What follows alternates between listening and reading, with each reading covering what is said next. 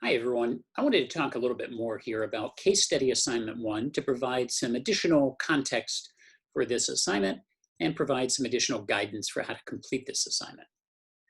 So as a reminder, one of the concepts that we're focusing on here in Unit 1 is information literacy, as you use scientific thinking skills to locate, evaluate, and organize information to address important questions.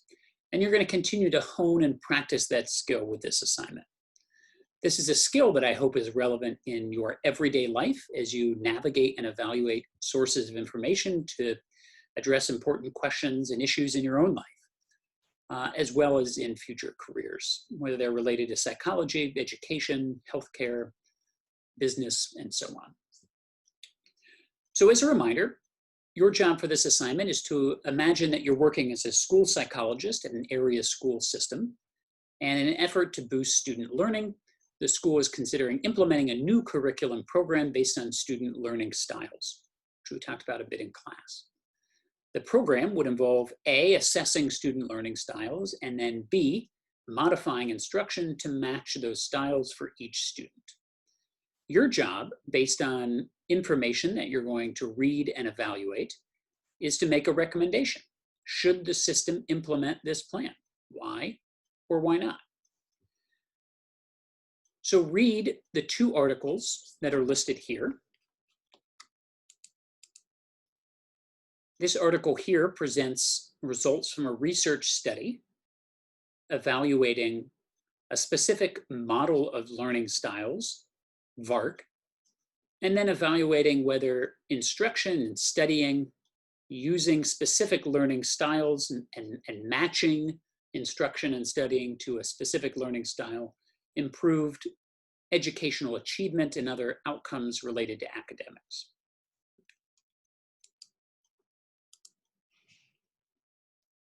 And this article here reviews several studies addressing questions related to student learning styles.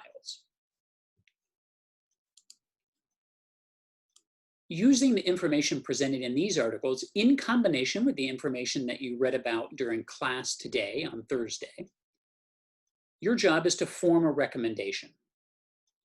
Write out your recommendation. Should the school system adopt this plan? Yes or no? Why or why not? Your recommendation should reflect scientific thinking. It should flow from observed evidence. So remember that, as we talked about during class, you all bring personal experience related to student learning styles.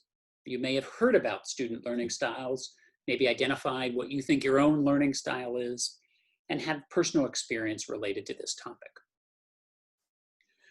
Remember, one of the key features of scientific thinking is to maintain an open mind, but also to be skeptical and demand evidence. And remember, we think in probabilities. So yes, I'm asking you a yes or no question here, because that's often how recommendations are made. But the details you provide for the why part of this recommendation should reflect that you probably don't have a 100% certainty here. But think about where you might be on the probability meter. So the claim being made here is matching instruction to student learning styles will improve educational outcomes. Where do you fall? Is that really, really improbable, really, really probable, or somewhere in the middle? So to discuss where on that meter you ended up after all of the reading you've done and evaluating of sources you've done, and use where you end up on that meter based on observed reliable evidence, where you are and how that informed your recommendation. What I'm looking for in your written recommendation is specific connections between what you read in these articles and, if you choose, what you found online today, specific connections between that information and your recommendation. So you ought to refer to specific parts and specific information you read in these sources and describe with specificity how that information aided you in forming your recommendation. So rather than just saying, well, in the Huntsman and O'Loughlin article, they said this about student learning styles, or my recommendation is based on what they said in this article.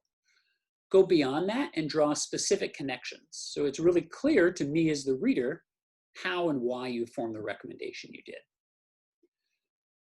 It might be helpful for you to talk some about how the information you read in these articles fit with what you already knew and found online, and how sort of your recommendation was formed based on what you already knew and then what you read online and then what you read in these articles.